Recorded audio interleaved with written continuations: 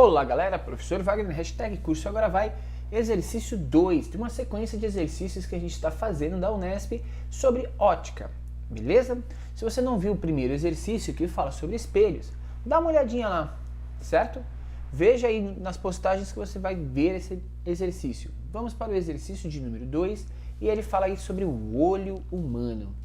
Dentre as complicações que um portador de diabetes não controlado pode apresentar até está a catarata, ou seja, a perda da transparência do cristalino, a lente do olho. Em situações de hiperglicemia, o cristalino absorve água, ficando entumecido e tem seu raio de curvatura diminuído, o que provoca miopia do paciente.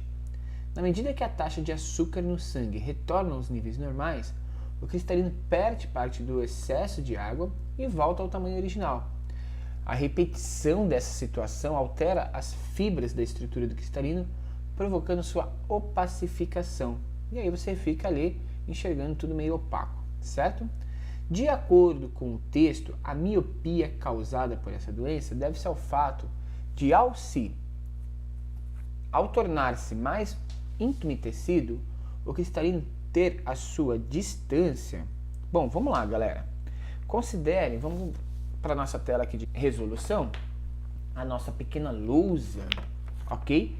E, ó, eu tô gravando esses tipos de vídeo, não tô aparecendo nesses vídeos. Eu queria que você deixasse seu comentário, tá? O que você tá achando desses vídeos? É uma maneira de a gente produzir um pouco mais de coisas para você.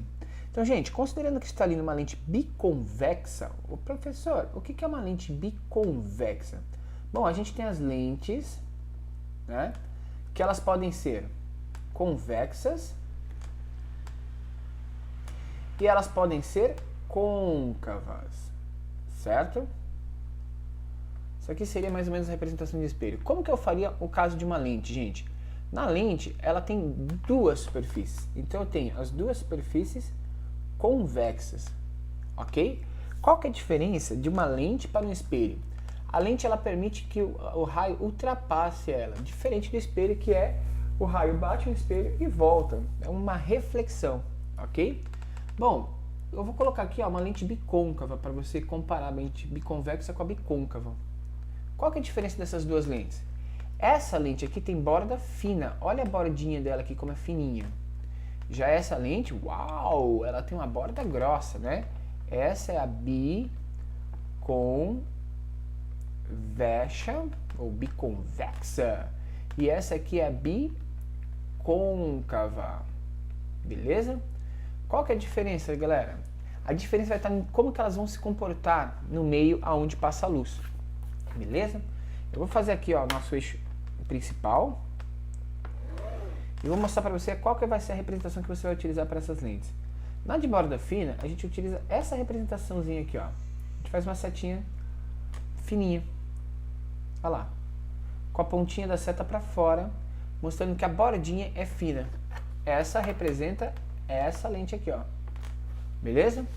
Já do outro lado, aqui eu vou representar uma lente de borda espessa. O que eu faço? Eu só inverto a seta, ó. Inverti a seta, pronto.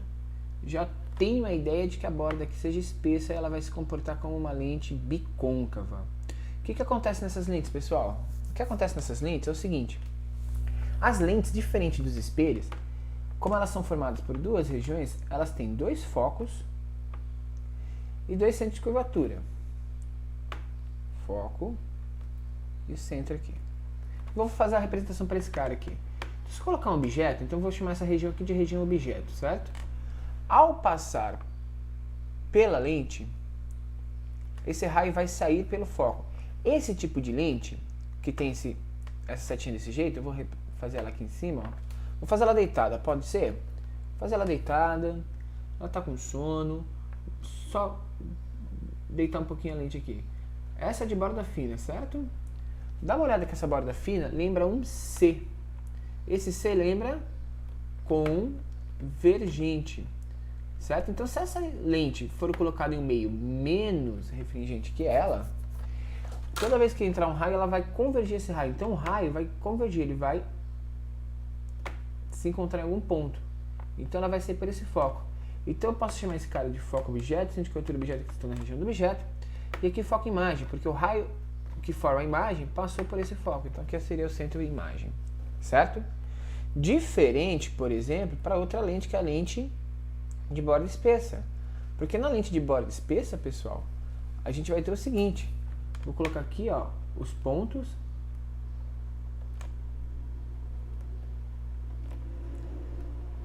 E a hora que eu desenhar o objeto aqui, a gente tem um problema. Por quê? O raio entra paralelo e sai pelo foco, só que ele não sai convergindo, ele sai espalhando. Por quê? A lente divergente, que é a lente de borda espessa, isso se ela estiver no meio, menos refringente. Ela forma um D aqui, ó. E esse D vem de divergente, ela espalha os raios de luz. Lembra, isso aqui no meio, menos refringente. Ou seja, se eu tiver uma lente de vidro no ar, é desse jeito. Agora, se eu tiver uma lente de vidro no meio mais refringente do que o vidro, vai inverter essas lentes. Só isso que vai acontecer. Então, esse cara aqui, ele vai sair para onde? Ele vai sair no sentido desse foco aqui, ó. E ele vai espalhar. Então, quem projetou o raio que atravessou a lente foi esse foco. Então, esse é o foco imagem, esse é o centro imagem, esse é o foco objeto, esse é o centro objeto. Beleza? Então, a gente tem uma inversão da posição dos elementos nesse tipo de lente aí. Certo? Bom, voltando para o nosso exercício, agora que a gente já discutiu um pouquinho de lentes, ele falou que então a gente tem uma lente biconvexa simétrica e que as suas faces estejam em contato com o mesmo meio, certo? Óbvio. Pela equação de fabricante de lentes, tem o seguinte, ó. Existe uma equação chamada equação de fabricante de lentes, que é 1 sobre o foco, ou seja, 1 sobre a distância focal, é igual a N rel, eu vou falar para você o que é esse rel, que é o índice de refração relativo, menos 1, ok? A gente de refração relativa do meio, tá? Vezes 1 sobre R, mais 1 sobre R. Esses R's aqui são os raios de curvatura dos dois elementos lá, certo? Dos dois lados, beleza? Bom, como que a gente vai fazer isso aqui então? A gente tem o seguinte, ela é simétrica, né? A nossa lente, o nosso cristalino, ele é simétrico.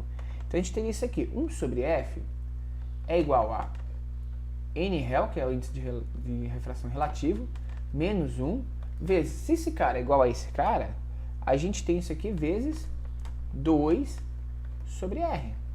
É só somar. 1 sobre R mais 1 sobre R dá 2 sobre R. Certo? Ou seja, o que a gente pode fazer aqui agora para resolver isso?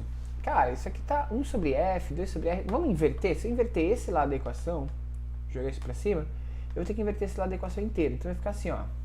Foco, invertir, seria foco sobre 1.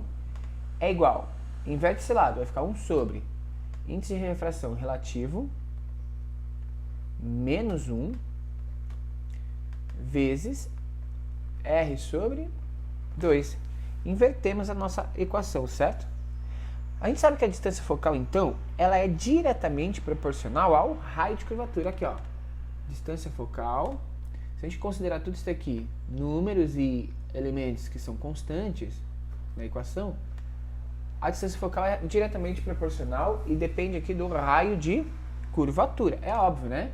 A gente sabe que o foco é R sobre 2. Então, se eu alterar o raio de curvatura, obviamente eu altero o foco, certo?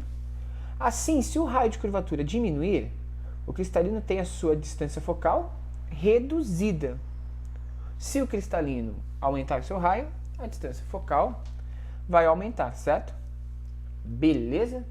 Então, a gente vai conseguir diminuir, vamos escrever isso aqui, diminui R, e imediatamente também diminui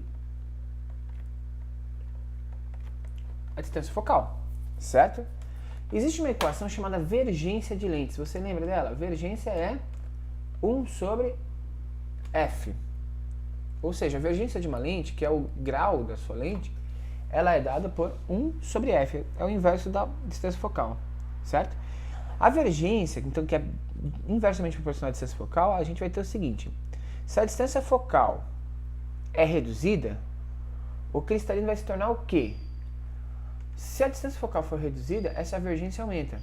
E aí a lente se torna mais convergente, porque aumenta a vergência. ok?